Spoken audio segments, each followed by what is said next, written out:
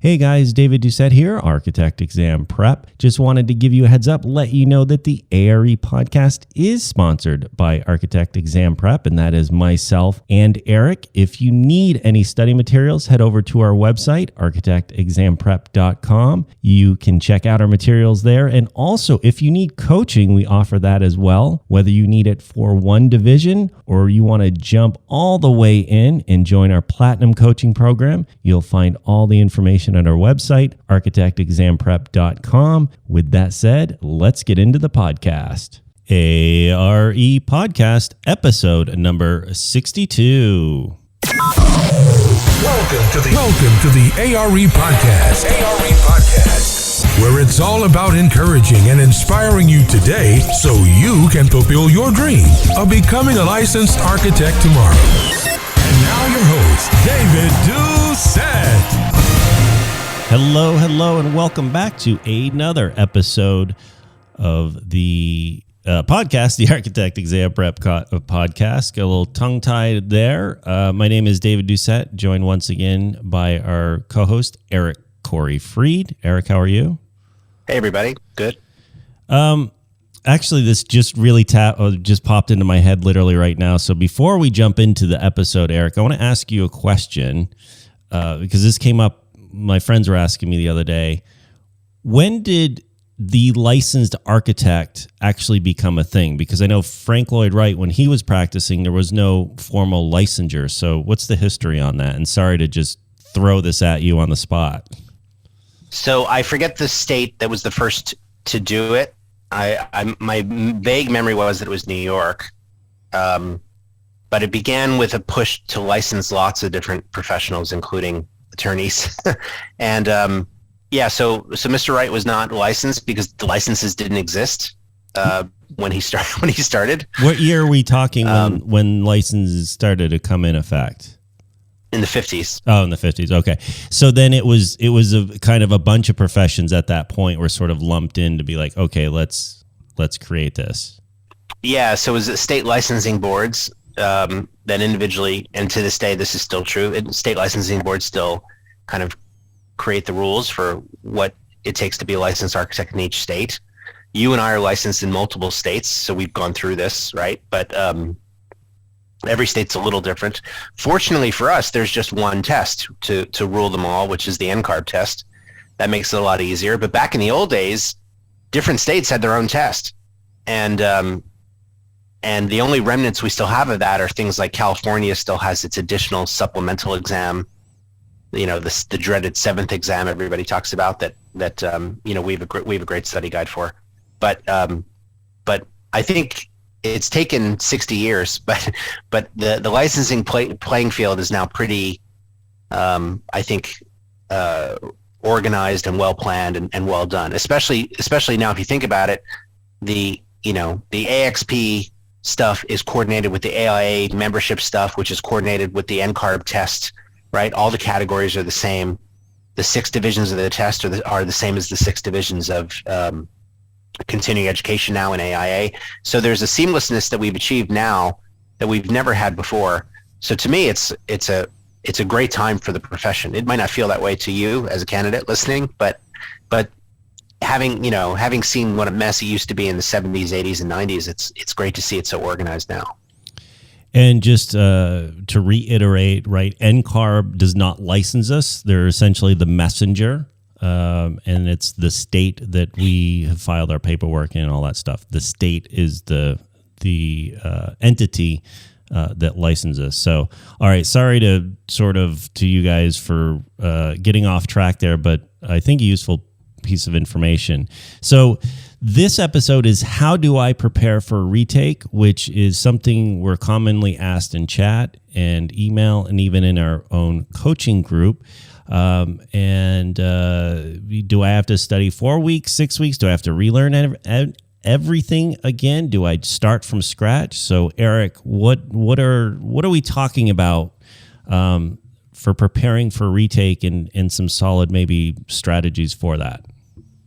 Well, first, let's not do what most people do. And what most people do is they fail a test, they feel awful, which is understandable, and they let it affect them so much that they push all of the testing stuff aside and let lots of time go by. Some people wait 6 months, some people wait a year, but believe it or not, what's typical is after people get a fail, I'll often hear that they've let it kind of go for 3 years. So imagine hitting a road bump, and it kind of like you end up failing. That doesn't feel good. It's a blow to the ego. It's a blow to the pride. I get it. But to then take 3 years off is just foolish. Don't do that. So that's the number one way people retake the test, is they avoid it completely for a long period of time. Hold on. Let me jump in there, because that's very real, because that's exactly what I did. It was 3.0. It was 1998, and I took programming analysis. It worked years in Boston already because I was at the BAC, so I had many years of work experience. Didn't think I really needed to study for programming and analysis. I was in New York. My ego was probably as big as it could be, and I took it and failed. And I didn't take another one for 2 years. Completely took the wind out of my sails. So what Eric just cited is a very real phenomenon. So common, and I don't need to say I told you so or scold these folks, because they've already been beating themselves up for those 3 years, right? Every day. Thinking about it every day, dreading it every day. They've already put themselves through the worst hell imaginable. So another reason just to take it and get it over with. So that's the first way to retake.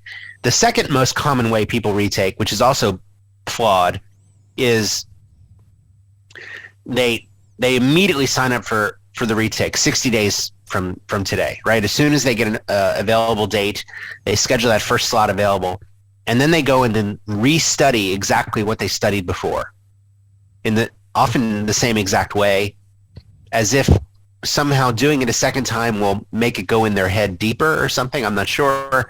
But at this point, as they're studying, they're looking at it and they're thinking, I already know this. I've already read this. This isn't helping, right? They're not getting anything new out of it. The date is starting to approach, and they start to panic. And this starts to lead to doubt and second guessing. And usually at that point, that's when people reach out to us and say something like, hey, can I just cram a bunch of exam simulator questions? My test is in a week, and so now they're kind of completely out of control. And what we see on those retakes is their score gets worse. Their scores go down. So both of those retake approaches don't work, but yet I would say that, 85% of people, that's how they do a retake. Please don't do that. Well, it's one of the things too, because I was one of them, right? I was the first one. It's one of those things you can tell people till you're blue in the face. And I think for many of us, until we actually go through it and learn it from experience, do we really understand it? I mean, it's like when you tell the kid, hey, the stove is hot, don't touch it. They're still going to touch it because they just, for whatever reason, that's just kind of human nature. So if you can't avoid what I went through, and kind of what Eric is talking about, immediately just staying focused on one. If you can avoid that, you're already ahead of the game, and you'll save yourself some time and pain. What's the third one? So the third way is what, I don't want to say it's the right way, but it's a way that's more successful, which is, and this is going to surprise all of you, which is don't retake it right away. Move on to your next test. And this is the one that always shocks everybody. But the truth is, if you failed practice management, moving on to project management is only going to help you with your PCM retake. If you failed CE, moving on to PJM or whatever your next test is only going to help you with your retake. All the tests are really the same test. They're just parts of a different mindset, right? In practice management, you're wearing the hat of the principal. In project management, you're wearing the hat of the project manager. But I would argue, and then on PCM, PJM, and CE, on all three tests, you're going to get questions around contracts and billable rates and, project delivery methods. And, it's so the more familiarity you have with the content, the better off you'll be. So don't retake right away. Move on to your next test. And then as you're doing that, what I'd like you to do is go through if you're using our study guide, go through our study guide. If not, use the NCARB outline, and then make a list of all the topics that are fuzzy to you.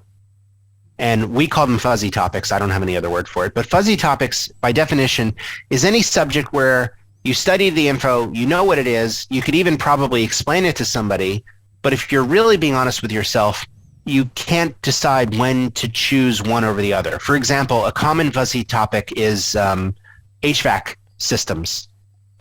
You might be able to tell me the difference between a CAV system and a VAV system, but if you're really being honest, you don't know when to choose the VAV system over the CAV system, or what building type would benefit one over the other. That's a fuzzy topic. And so what I want you to do is go through the NCARB outline for the division, make a list of these fuzzy topics. You might only have 5 or 6 of them. You might have 13 of them. I don't know. But make a list of topics that you feel like, look, if I'm really being honest, I don't have the clarity that I need to make a judgment on these. And then from that, that's your plan of what to study and gain clarity on to move forward. But do that after you've now moved on to your next test. Let me talk about some time issues here. And this is interesting, and I think as you guys are listening, you might want to write some of the dates down, because I'm going off the top of my head, but I want to show you how it works, I guess, in our coaching program.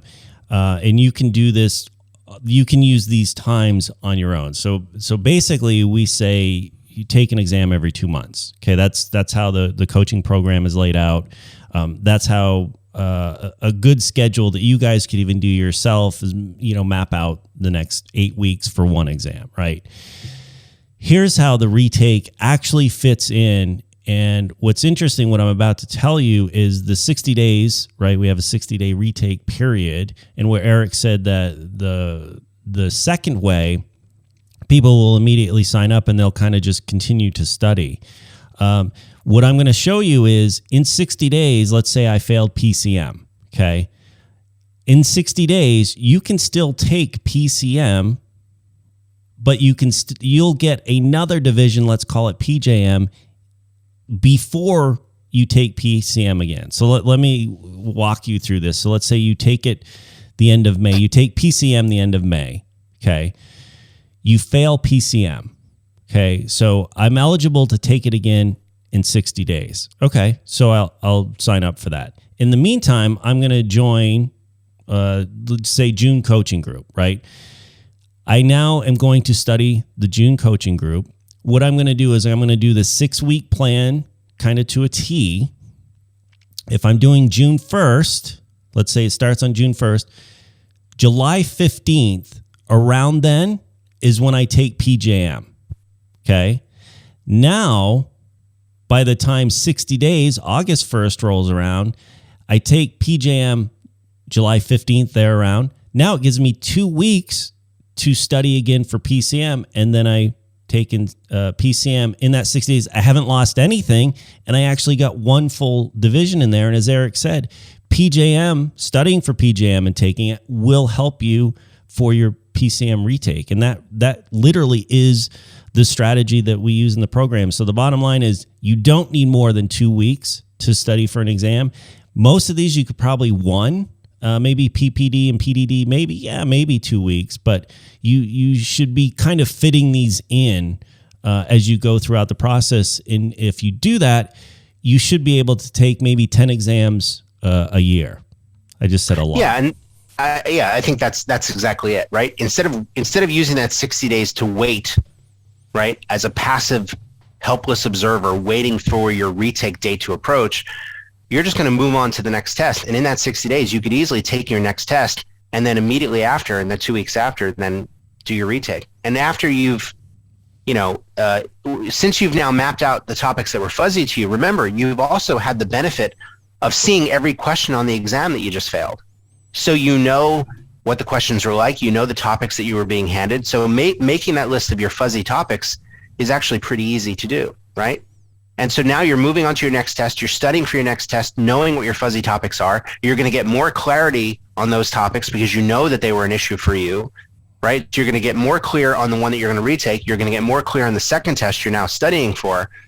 And then, what we typically do in the coaching is then give you clarity on all those topics. We have people discuss their fuzzy topics on the coaching calls. We have them put it in our Slack channel. And then we kind of break it down, like, here's what you need to know about making decisions between this and this. But on your own, you could even just, study it on your own, or, go to YouTube and look at videos on that. Whatever your fuzzy topics are, your goal is to get clarity. Your goal isn't to sit passively and wait for 60 days to pass so you can retake it again and having learned nothing. You got to use that 60 days to learn something. And let's talk about the bigger mindset that I think this has on the candidate. And it's all about getting in the flow and the motivation. So let's use the example of taking PCM. Let's say I'm taking it on let's say I'm taking it on May 28th. Okay. I'm going into this exam on May 28th for PCM, knowing in a few days I'm starting the June coaching group where I'm going to start studying for PJM. So regardless of what happens at my PCM exam, I know I'm starting with PJM in a few days. And that right there takes the pressure off of having to pass PCM today or, whenever I take it, because I'm just moving through this process. This is not a wait and see approach. I can't schedule my next exam until I see what I do with PCM. And I fail PCM, so I can't do anything else till I take it 60 days later. We want to avoid all that, and it's very easy to do. And if you're not in our coaching program, you can do this on your own. You just have to have discipline to do it and map it out. But you should literally have your next 6 months of exams laid out, scheduled, and then you kind of just fit the retakes in as we just described. Yeah, I think you said it perfectly, right? You do not want to take a wait and see approach.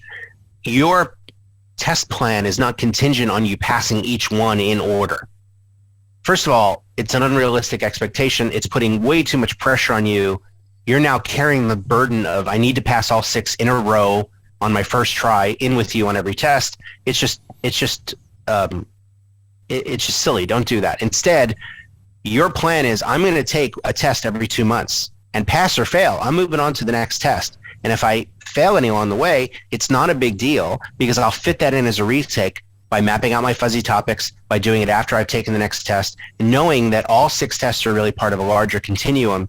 And studying for the next test doesn't mean that I'm going to forget everything, but rather studying for the next test means that I'm filling in more of the puzzle, right? I'm getting a clearer picture of the whole thing. So that's a much better mindset and much more effective. And this is why everybody in our coaching program, the average person finishes in 12 to 14 months, because we're forcing them to take a test every 2 months. They're finishing all 6 in a year, pass or fail. They've taken all 6 in a year and fit in the retakes along the way.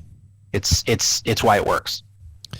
And with this strategy, you should be able to fit in 10 exams in a year, right? So if that's your mindset, okay, I'm just scheduled to take 10 the next year. So that takes the pressure off passing, whichever one you just, okay, I'm committed to take 10.